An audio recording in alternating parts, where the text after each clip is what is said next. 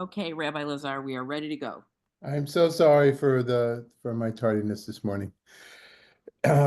We what we want to look at today and look at any sampling of the Book of Proverbs like what we're doing is challenging because you want to say, well, I don't really have a feeling for the book afterwards. I guess if anything else, this is to encourage folks to take a look and to thumb through from time to time or to read through the 31 chapters. Well, I didn't mention last week that one of the reasons that Proverbs is so mysterious or so unknown or so overlooked in the Jewish tradition is because it doesn't really play a part in the liturgical calendar, other than that one section from chapter 31, which we're going to do in 2 weeks from now, Eshet Chayil, which is a late addition and said in some families around the Shabbat table. Most people perhaps know a phrase here and there, a proverb, if you will, or a saying, and we'll take a look at some of those sayings next week that are both in modern Hebrew, which I know better, and also what I've picked up over the years, which are in English language, and just to take a look and see the widespread influence of Proverbs on the societies that we lived in, we have lived in, we live in.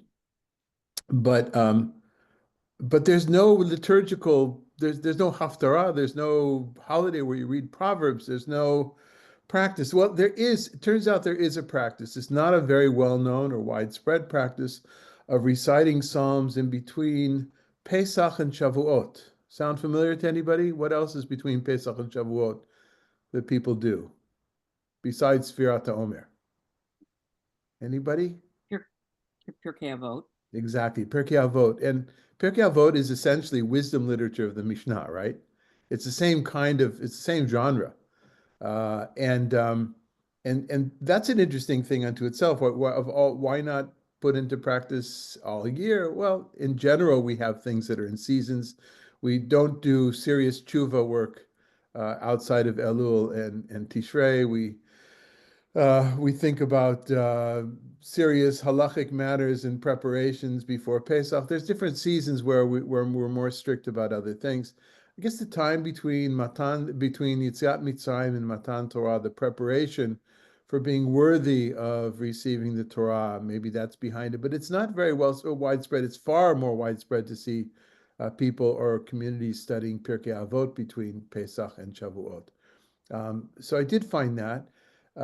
It seems to me that I have a recollection of somewhere in my past that there is a practice of saying it more often, perhaps once, finishing it every month, but I didn't find any documentation on that, and I could be just making that up. It's as there is, for instance, with Psalms.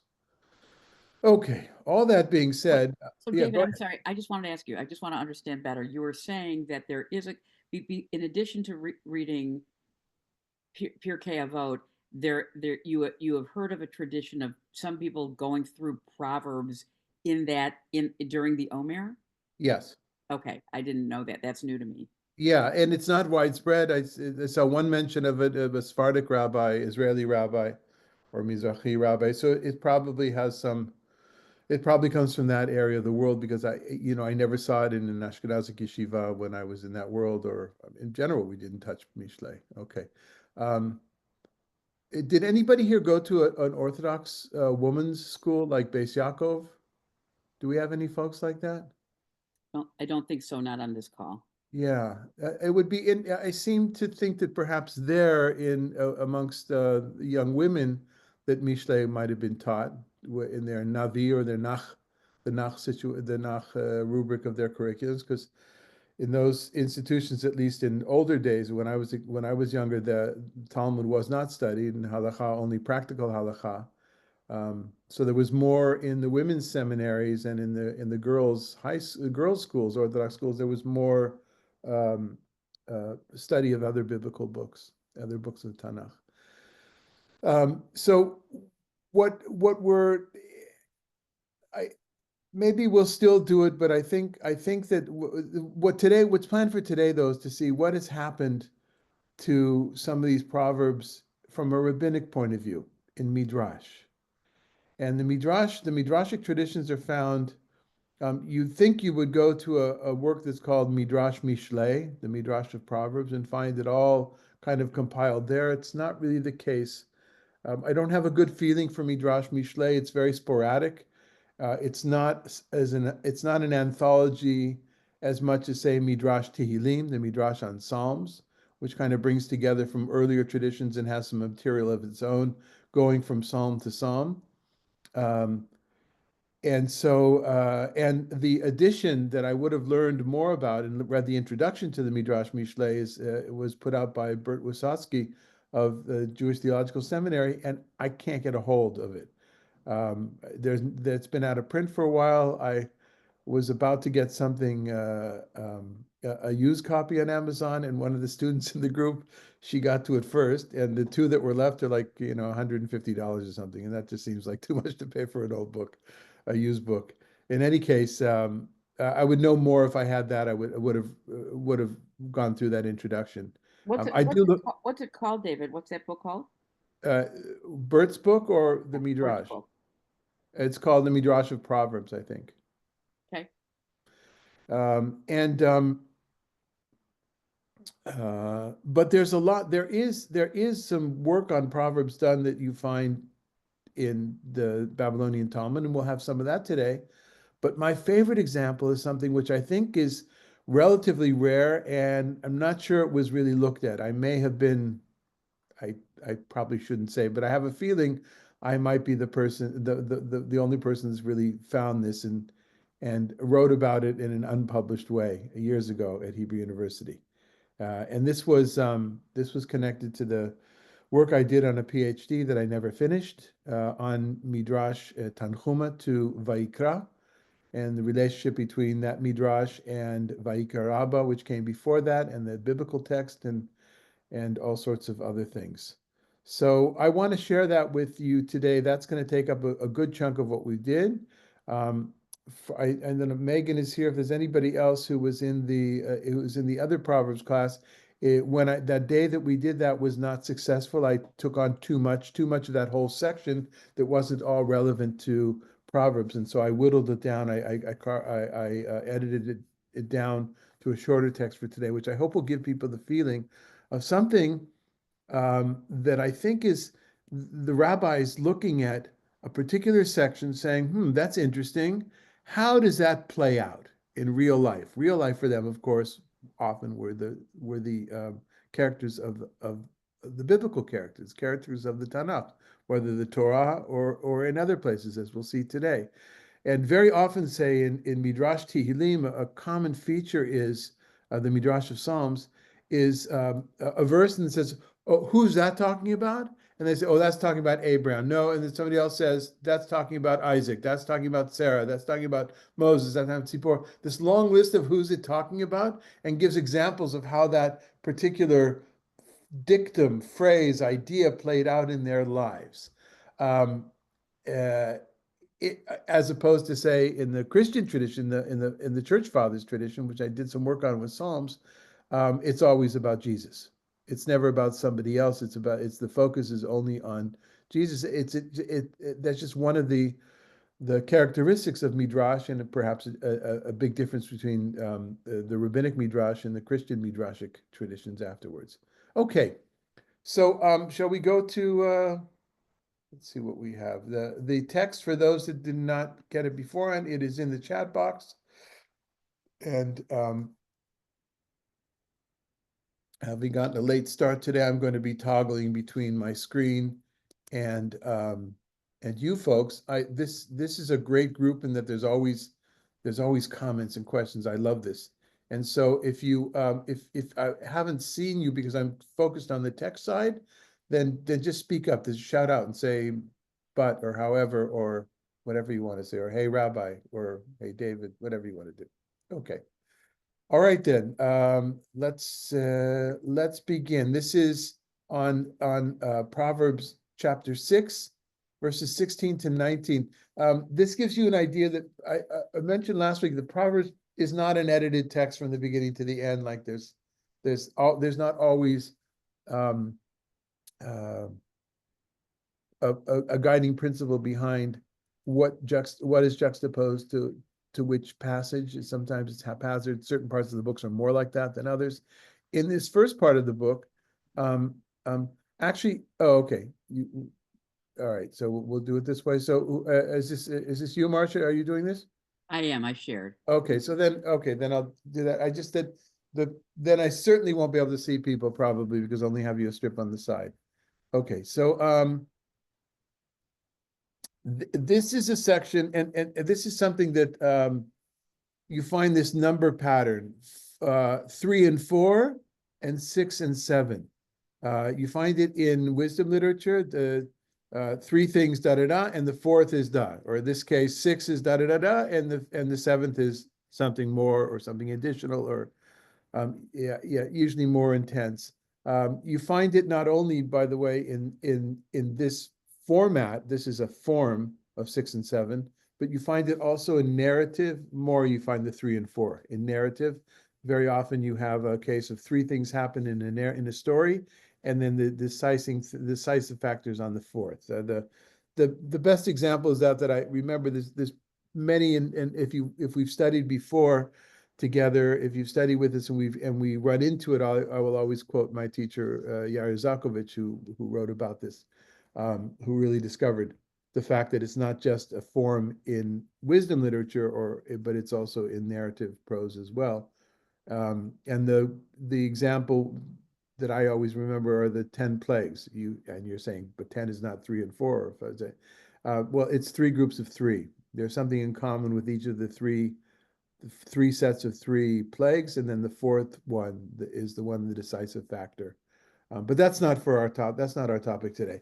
So let's. I don't know. Does somebody? Do we have? Does somebody like to read the Hebrew? We don't have to, but if somebody'd like to read the Hebrew to hear how it sounds, I'm happy to, David, if you'd go like. ahead, Marcia. Please, Rabbi Marcia, please read the Hebrew. Sheshena Sanei Adonai. V'sheva toavat nafsho. Einaim ramot. Lashon shaker. V'yadayim shovchot dam naki. Lev choresh. Machshavot aven. Raglayim mimaharot. Larutz lara'a. Yafiach kezavim aid shaker. Mishaleach modanim ben achim. Okay, you would just read the English for us. God hates 6 things and abominates 7: a haughty bearing, a lying tongue, hands that shed innocent blood, a mind that hatches evil plots, feet quick to run to evil, a false witness testifying lies, and one who incites siblings to quarrel. Now, this is the New Jewish Publication Society translation. I don't think that siblings is a good translation here. Although Achim certainly means something, perhaps it's better than brothers, and probably the older English translations I didn't look were brothers. But I think a more accurate translation here would be amongst other fellow human beings, others. And so that we might say, well, all those things are bad, right? A haughty bearing, these different things. And so why is that last one so much more? Well, that's not the role of this section of the proverb, this proverb, if you will, to tell us that. Other than it's the 6-7 or the 3-4 format are they could be first and foremost a mnemonic device in order to help remember things. Um, uh, but what my interest today, though, is not so much what the simple meaning, the pshat, the contextual meaning of Proverbs is here, although I don't think it's that complicated, but to see what the rabbis did with it. To me, this is what's fascinating here. And let's go through it, and then we'll talk about what exactly we did. But that text should be in the background. Okay. Now, what is Midrash Tanchuma? Does anybody have any experience with Tanchuma in particular? Okay, Marcia, if you give me the Hollywood Squares back for a second so I can see folks. Okay. Hold on, I'm sorry. Although we've got a lot of people that are, I guess, yeah, it's morning hours. I guess people don't want to show their faces. All right. Now, Midrash Tanchuma, I'm in love with Tanchuma. This is what I spent a few years of my life studying is what we call a homiletic midrash. Midrashim are divided in different ways, but one major way of dividing midrashim, midrashic literature, and I know I see the wonderful teachers that you folks have over the years, and it's been years now, right, Marsh? It's been since the pandemic, right? Yeah. We've been doing, yeah. The amazing teachers that, and I see all sorts of titles, so I wouldn't be surprised if somebody did this, this intro to midrashic literature and divided the different corpuses that we corpuses, whatever the plural is, that we have into exegetical midrash and homiletical midrash. An exegetical midrash is what I would call play to play, verse to verse, kind of like what Rashi is, a commentary, and it might be a larger section, and it might combine material that was read in synagogue on that week, right? Say the Haftarah, and there were a different list of Haftarot and a different system of reading the Torah in the land of Israel where Midrashim were created. The Midrashic, the place of the writing Midrash was in Eretz Yisrael, the land of Israel, and not in Babylonia. There are no Babylonian Midrashim.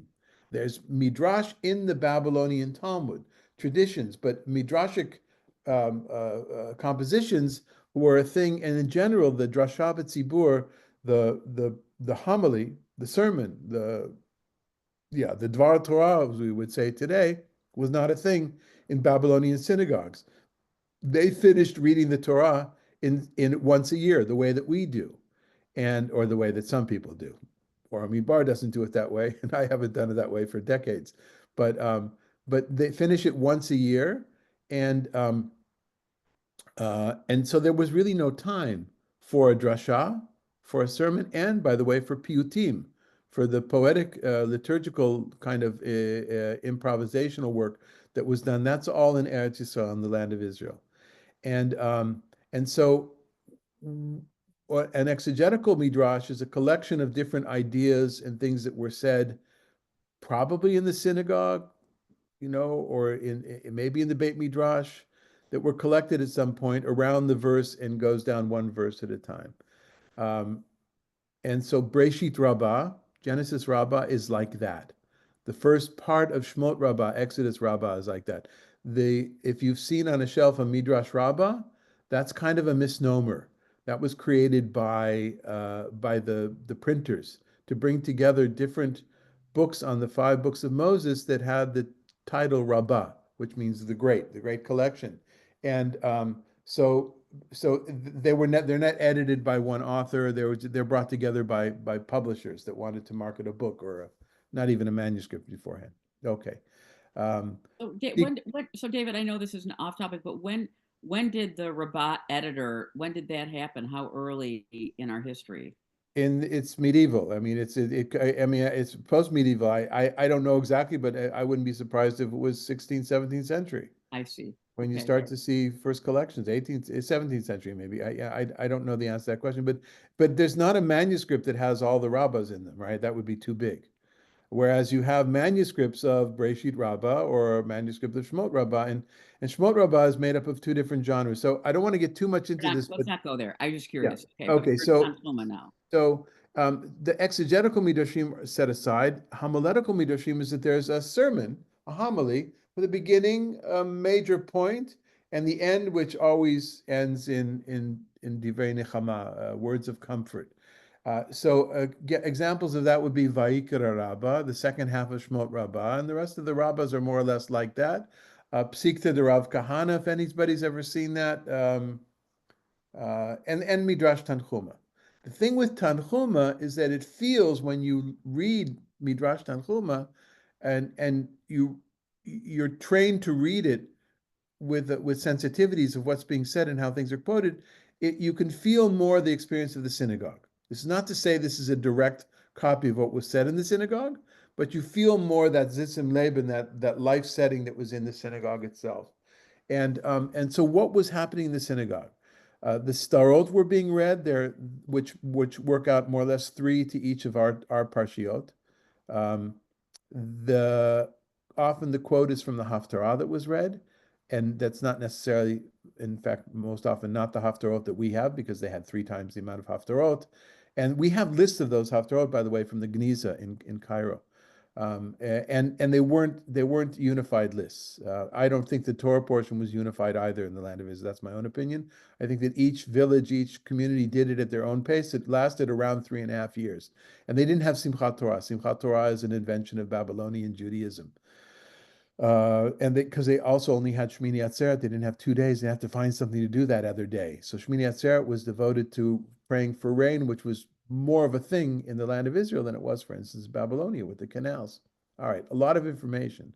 But Midrash Tanchuma is then made up of smaller things that have been put together, perhaps afterwards by the writer who puts these things together. And Yeah, and so now let's go to Midrash Tanchuma, and it's on the section of Vayikra. The section that you would find it on is about the Parshat Chatat in Leviticus 5. That's what this section that's the Torah reading for the section. But we're other than its sin, we're not really dealing with that right now. So let's see. Starts with a quote from Proverbs. If somebody would like to read for us, please. Ria, you want to read? Okay, wait a second. Let me do something here. You want it with the Midrash Tanchuma, right? Yes, Yes. please. Okay. That which scripture stated in the Proverbs, also a soul without knowledge is not good, and one who hastens with the feet is a sinner. Is to say that when someone sins, even by mistake, it's not a good sign for him. How so? There were two stores before him. One belonged to a stranger and one belonging to Israel. If he entered the one belonging to the stranger without knowing, it's not good. If he entered deliberately, he is called a sinner. And it's stated in Proverbs, and one who hastens with the feet is a sinner. Okay, so a verse from Proverbs, which is not going to be our major section from Proverbs, that's why it's not quoted above here. But to get you in the thing, the whole topic of this homily is to talk about not accidental, but unintentional, or what's a better word? Inadvertent, unintentional Yeah. transgression. And it has to do with korban chatat. You don't bring that for something that you've done that's intentional. It's an unintentional kind of a transgression, and so then comes the question in the rabbinic mind: well, is intentional, unintentional? Is that so? How's that defined? Isn't there not like this gray area in between, this fuzzy space in between? And here's an example of a fuzzy space based on learning from Proverbs 19. Right? You even without knowledge, it's not the fact that you're ignorant of the law. What's the expression in the United States? It's no excuse. Right, whatever that expression is, that you still need to know, but all the more so if you go into a store and of course it's very delineated in their days. A Jewish store will be a kosher store, will be kosher meat, and a stranger, meaning a zar, meaning a non-Gentile, will be non-kosher meat. So if you go into if you're going into the non-Jewish store, well, you're bound to eat something wrong. So you should know, are you intentionally going to eat something wrong that way? Well, there's a spectrum, right? It's not either or, but there's that gray area in between. That's what this is discussing. So let's go on to the next example, if you will. And then we'll Okay. take some questions. Okay, because I was thinking Albertsons and the Orange County Kosher store. Um, Yeah, Anyway. except for our stores are so different today. By the way, interestingly enough, there's a well, not interesting. Maybe it comes to the same thing. There's a sugya in the Talmud that says that if somebody was given a piece of meat or found a piece of meat in the marketplace, which to me sounds a little disgusting, not only as a vegetarian, but also like the meat's rolling around on the ground. Let's say it's wrapped up, okay? If you find some meat in the marketplace, are you allowed to eat it?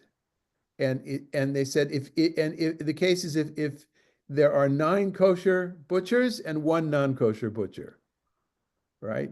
And so in our world today, influenced by very strict Orthodox interpretation of kashrut, what would we say?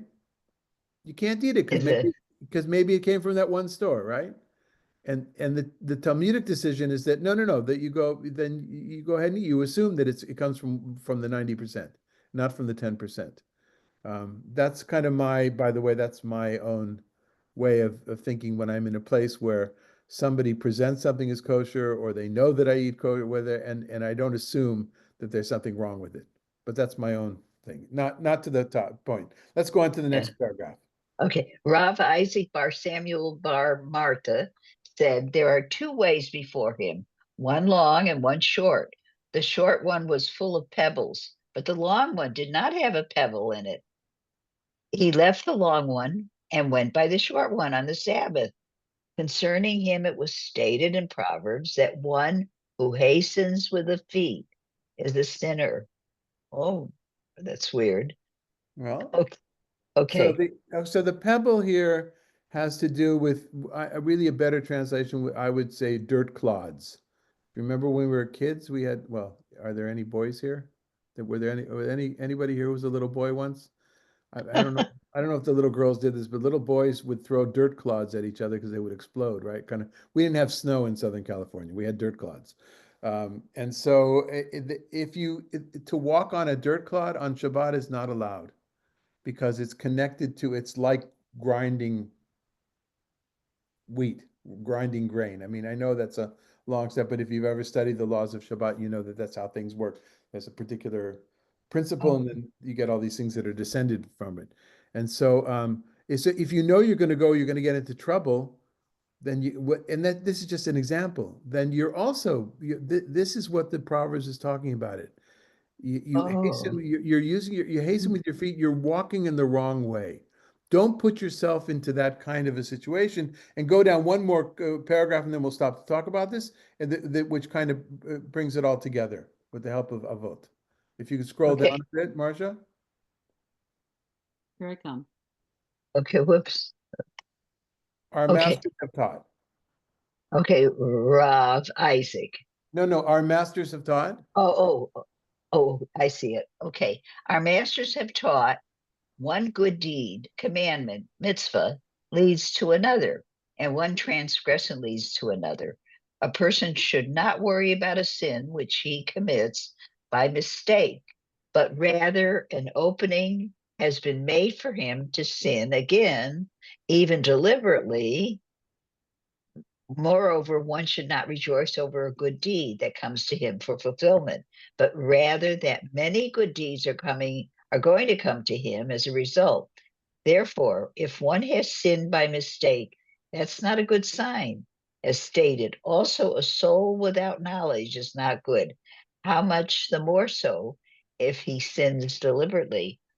Oh, So it's a question of building. I would call it a personal culture. It's muscle memory. It's all sorts of things that we do to keep ourselves clean. Now think back to those that have any background in Orthodoxy, how many things are designed to keep one away from, right? uh, You know, right. yeah, Okay. don't drink wine of a non-Jew because perhaps you will drink with them at the bar and then your daughters will get married to each other. You know, it's that kind of or it leads to mixed dancing, that whole joke from decades ago, right? That's Um, right. yeah. Um, okay, so any impressions from here? We see how Proverbs 19:2 was used to expand it and to connect it with the idea with what was being taught in what was read in the Torah that Shabbat about who brings we used to translate a sin offering. Now we call it let's just call it a korban chatat. Who brings an offering for an unintentional sin? Is it really unintentional? And why should you have to bring a sacrifice if it was truly unintentional? Any comments or questions? Please I, go ahead. So I can barely see the I, boxes, I so. was gonna say, this is Marcia saying, wouldn't it be the same thing? I mean, obviously, it's much more casual, but you know, if you do something accidentally, you'll still say I'm sorry. So, I mean, now we're not talking about stepping on someone's toe. You'd bring a chatat, but I mean, but you know, I mean, isn't that the same principle? Um, If I cut you off on the highway, and you know we almost had an accident, and it was my fault. I didn't see you in my blind spot. You know, if you know, I would feel bad about it. yes, yeah, yes, of course we say sorry. I think maybe the difference is that there's such an expense and there's so much drama around bringing an animal because you did something that you didn't know was not allowed on Shabbat, or you didn't realize it was Shabbat, or whatever it is. In other words, Right. maybe that's why there's so much more talk about it here. But is it the same? Yeah, more or less. We want to evil. No, I'll tell you why it's a little bit different. Saying sorry, I think, is kind of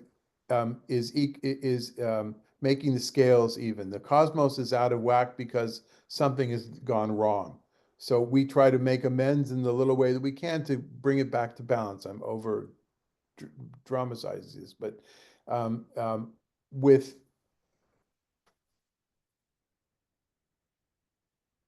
no, maybe it is the same. But when you say you're sorry, does that really, it would be more like if you did that, then you go recheck your mirrors to see exactly if you're at the right angle. In other words, does it lead to something? I don't know. You know what? Okay. Good Never point. mind. Yeah. No, not never. Yeah. It all has to do with the fuzziness. Yeah, Ria, Ria. Ria Oh, and Sylvia have their hands up. yeah, go ahead, Ria. So, oh, okay. So I was thinking about when you what they call sin. You run a shop, you charge too much for an item, you misread the price, and the person you sold the thing to buys it at the elevated price without, saying a word. Then it becomes easier to be less careful about how you're handling that relationship, you, the store owner, and the customer.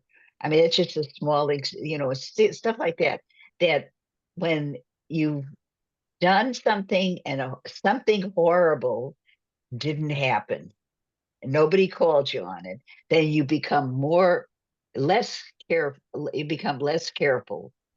And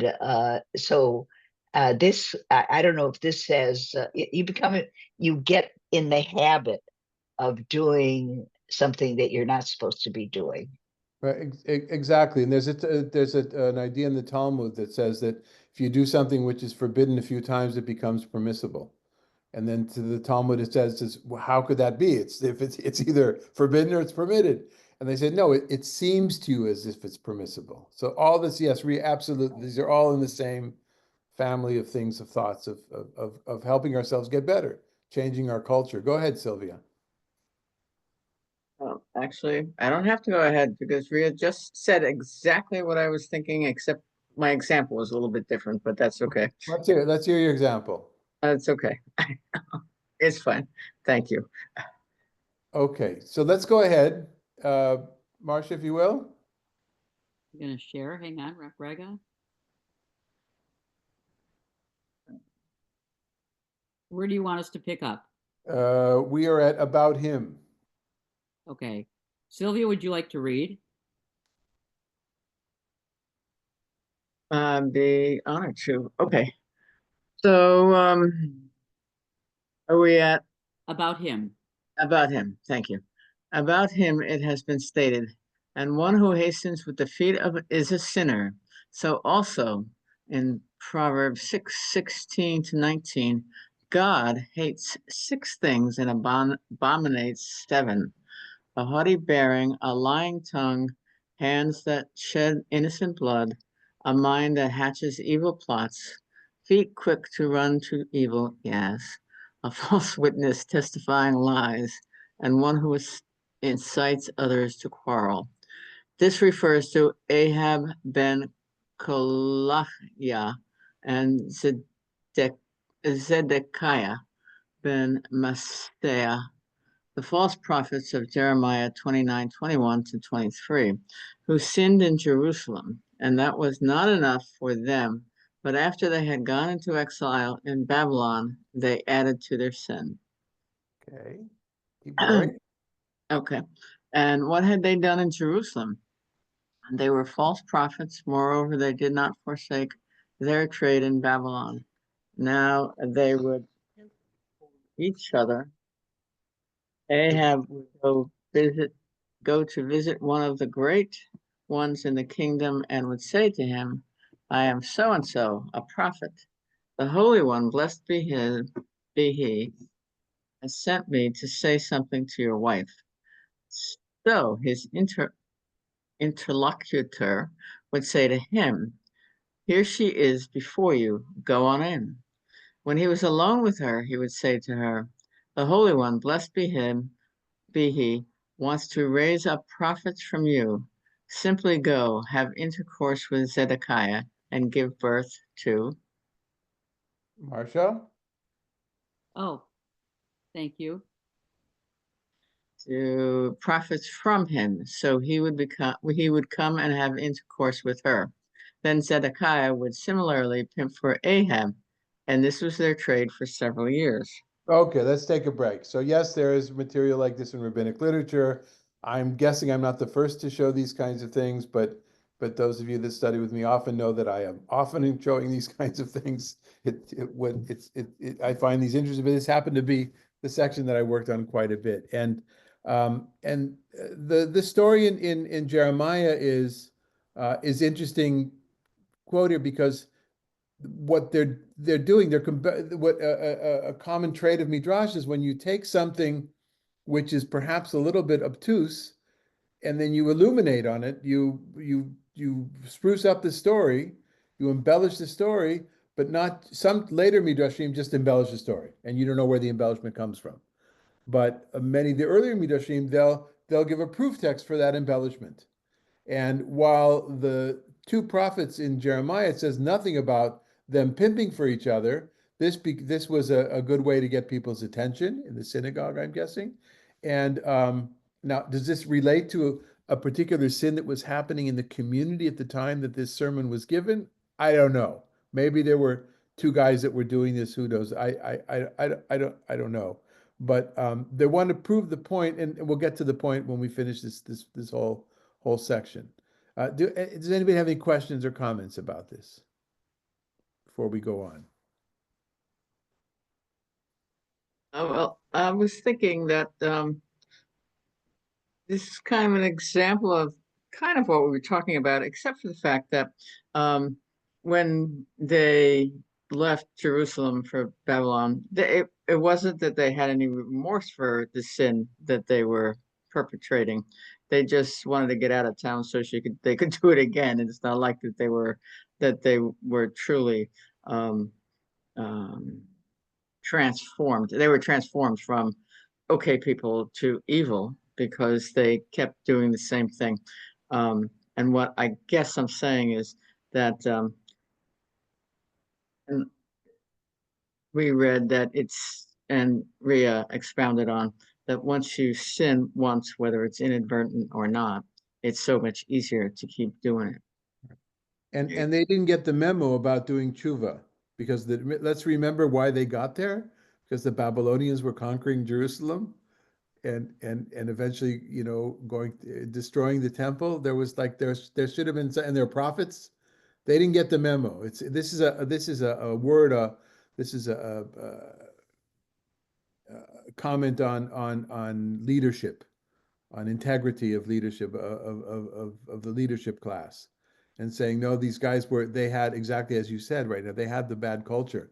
They had this thing going, and they just continued. They didn't get the memo about doing tshuva. Okay, shall we continue? Uh, just waiting for Marcia. Oh, sorry. I got it. I got you, okay? Yep, that's good. All right. So let's see. So go ahead. Why don't you continue reading? Come and see.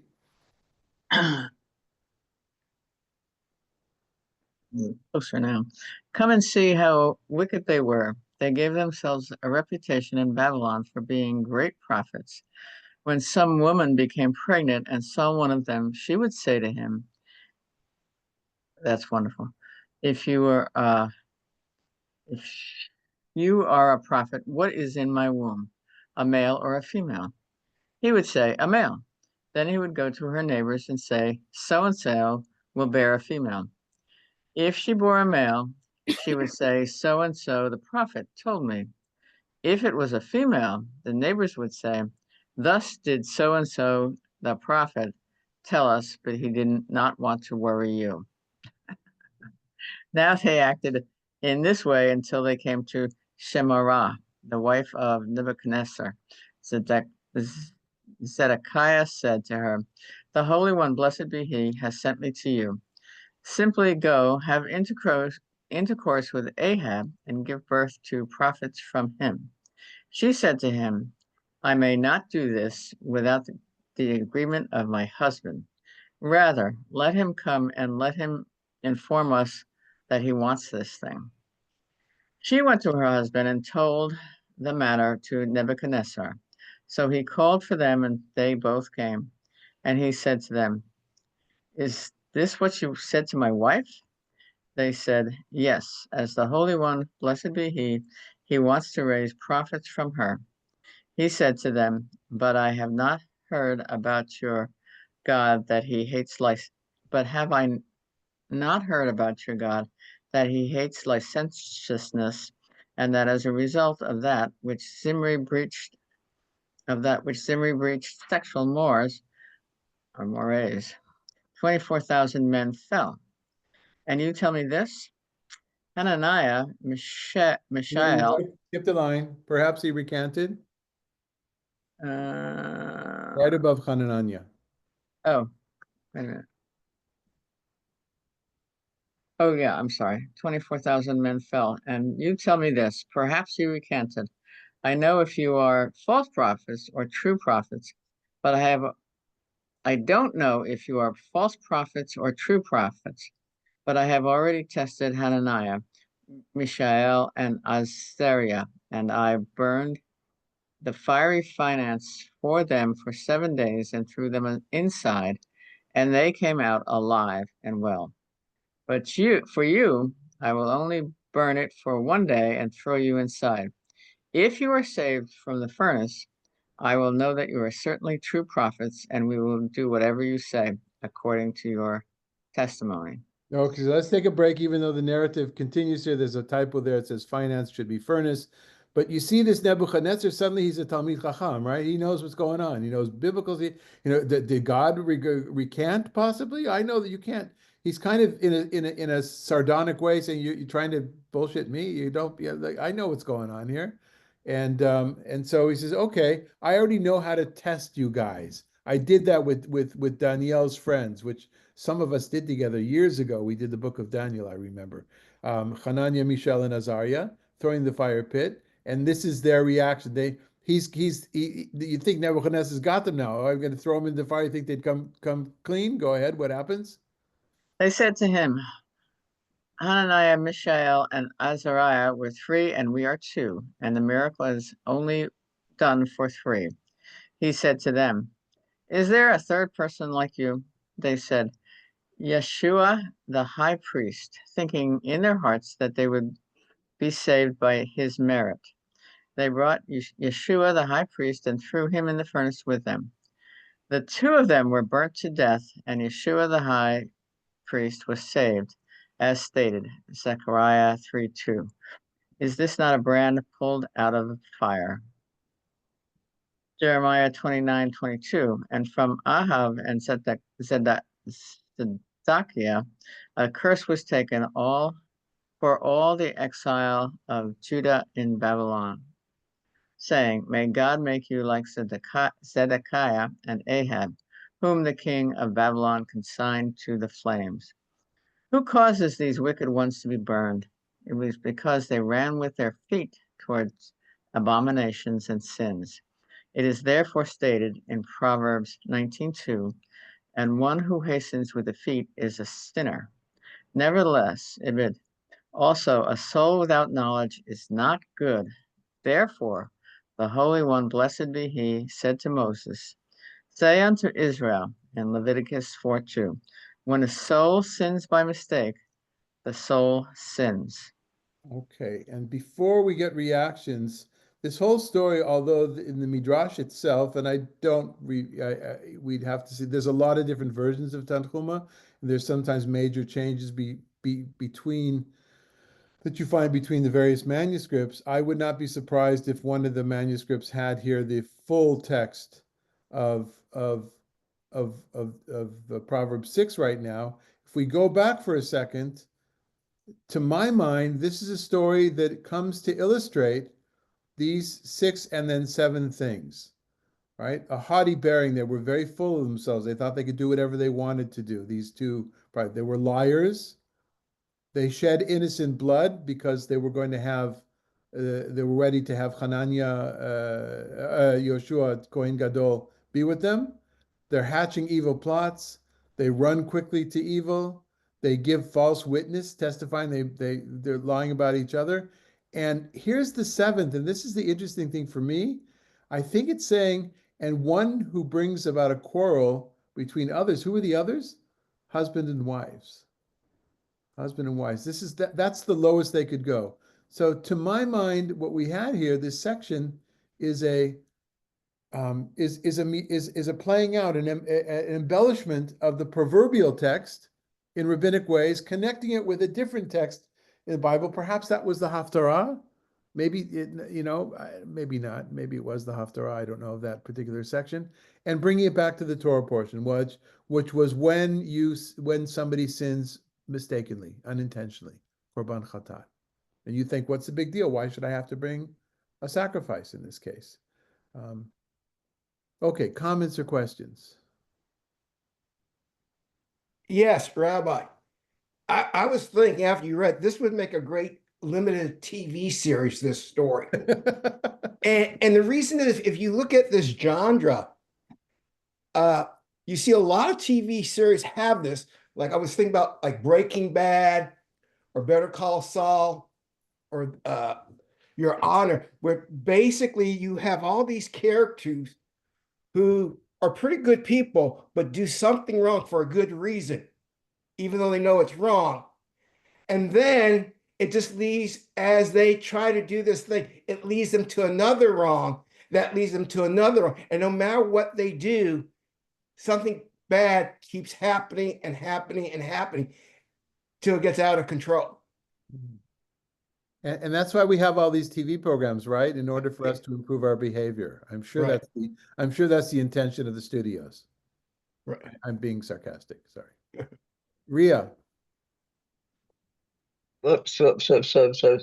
Okay, so this is very funny, I think. But the prophets should have known, if they're really prophets, to be able to see ahead that it wasn't good for them to go into the oven. Right. And so it has a humor, a perverse humor to it. I don't know if the authors intended it that way, but I found it really funny, this whole setup. Yeah, absolutely. They're called false prophets, Nevi'ei Sheker. So they're false prophets, but they're pretending to be prophets. And of all people, the destroyer of Jerusalem and the temple, Nebuchadnezzar, is the one who shows the world who they really are. Right? It's, That's but it's, rabbinic. That's a form of rabbinic humor. Yes, Sandra. Yes, so what it says to me is that they told everyone they were prophets, and so long that they believed it themselves that they could withstand the fires of the furnace, because they told everybody for many, many years they were prophets. It's Yeah. like they were believing their own lies. Right. And isn't that the truth? Yes, I'm going to lose weight any week now. I'll be losing weight. For those that don't know, I'm a bit heavy down here. Okay. All right. Marcia, what's you look a little pensive about this. Oh, no, I'm just listening. It's fascinating to me. Oh. I'm disturbed about it on so many levels that I don't want to talk about right now. Okay, so let's go with something a little bit different, but probably not less disturbing, because after all, rabbinic commentary can be rather harsh on women. I don't know misogynistic. Certainly many traditions are misogynistic. I don't know if it all is. I don't know that all sexism is misogynism. I perhaps, it, yeah, but these are the things these are some of the things that stuck out for me, to show another example of the rabbinic creativity when it came to Proverbs. So let's go to another example. Um, if and please, I'm sorry we started late. I'm going to continue, and I totally understand if people have to drop off. Okay. So we're just going to look at that first line in Hebrew. Alechem ishim ekra, v'koli el bnei adam. So one of the principles in all the biblical poetry, but certainly the Book of Proverbs, is this ongoing variety of parallelisms. The parallelism here is, "O men, I call you, my cry is to all mankind." The words here, Ishim and Bnei Adam. If somebody would read this section from the Proverbs in English, please. Just go ahead. Anybody could I just, can read it. please Are you go ahead. talking about the proverbial wisdom? Yeah, no, that's the title of the page. Okay. This here, yeah. Oh, men, I call to you. My cry is to all mankind. Oh, simple ones, learn shrewdness. Oh, dullards, instruct your minds. Listen, for I speak noble things. Uprightness comes from my lips. My mouth utters truth. Wickedness is abhorrent to my lips. All my words are just, none of them perverse or crooked. All are straightforward to the intelligent man and right to those who have attained knowledge. Accept my discipline rather than silver, knowledge rather than choice gold. For wisdom, it is better than rubles. No goods can equal her. Right. So this was long before Russia. So these are rubies and not rubles. I'm sorry. No, I love it. Rubies. Yeah, it's great. And if any of you have heard familiar terms here, these are some of the things that come up quite a bit in the Book of Proverbs. Let's take just a few moments for that. You see the word, a lot of my folks love that word dullards. It's not a word that I think many of us use often. That translates ksil or ksilim. And ksil is a popular word in the book of Proverbs, somebody that you don't want to stay away from, you don't want to be part of. This is kind of an answer to the previous Midrash, right? This is this is what I want you to do.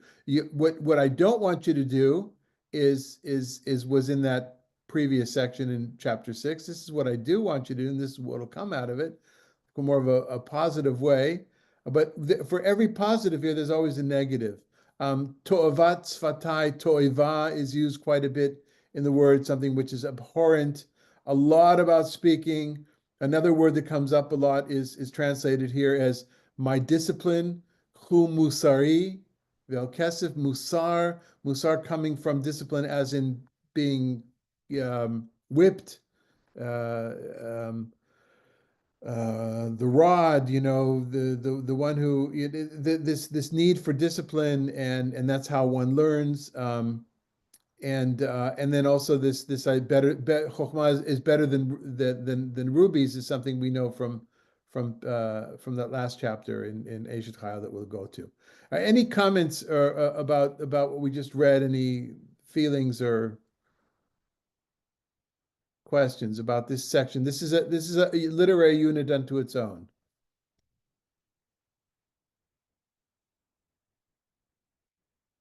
Okay, this also gives you an example of how hard it is to study the Book of Proverbs. Imagine there's this after this after this after this for an hour. It's a little bit difficult to get through this because there's no storyline and it's a lot of the same kind of thing over and over. because each of these sections were units to themselves that were used in the classroom, in the home. Well, we'll look at each other in just a second. Some people, there's different schools of thought in this. Some people think this comes from the royal circles amongst the royal class of, or the aristocrats of ancient, close to the king. Some people would say there were special schools of wisdom. Um, Others say this is household wisdom that was done in the home. It's probably a combination of all these things. But why don't you go ahead, Sandra, and read, if you will, what the Babylonian Talmud has to say about this. Yoma is a section from Yom Kippur, is the tractate about Yom Kippur. The verse states, "To you men, Ishem, do I call, and my voice is to the sons of men." Proverb 8. Rabbi Berechiah said the word Ishim, although it means men, is similar to the term Isha, women. It may therefore be taken to refer to these Torah scholars who are similar to women in that they are physically weak and are not engaged in as many activities that other men are.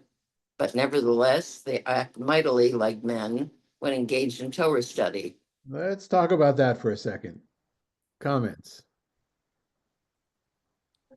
Go ahead, Ria. Fits so much into our culture that men are supposed to be he-men. They're supposed to be physically strong and also demanding and run the whole show. I don't want to get political, but anyway, I'm just absolutely amazed at this. It's so here and now that this is happening and continued when I was growing up as well. And so any man who was intellectual, who read books, who did not participate in football was suspect and is suspect. So it's So that's it's damaging.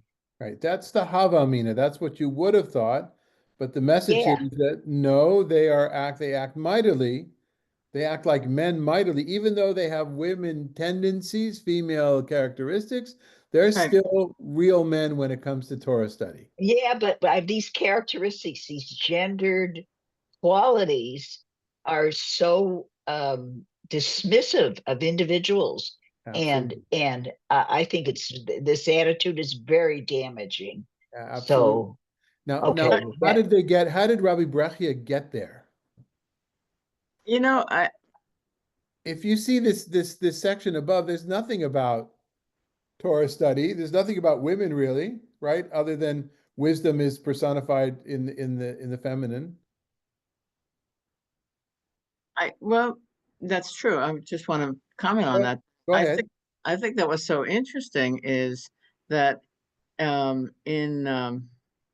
the commentary that they say that these great scholars are similar to women, but I don't think that they're denigrating the men. I think they're actually uplifting the women because, you know, I mean, okay, so they're weak physically, but they are not weak mentally, and they are revered because they're scholars. So I think this is a very interesting little note in that mostly we read, just as Ria was saying, that women are denigrated, but I don't think here they are. Right. I don't think Okay. the men are denigrated at all. So My read. for those that read Hebrew that are well versed in Hebrew, what brought him to this? Why does he? How does he get a? I mean, he gives a proof text. He's giving a proof text, right? The proof text is this one. How does he get this notion that he had here out of the first two lines of this section? So what is the plural? What the singular for a man is what in biblical Hebrew? Anybody? Ish. Ish. Ish. What the plural of woman is, or the singular of woman is? Isha. yeah. What's the plural of man? Ishem. No. Mm, You'd think it would be. Anashim. It's anashim.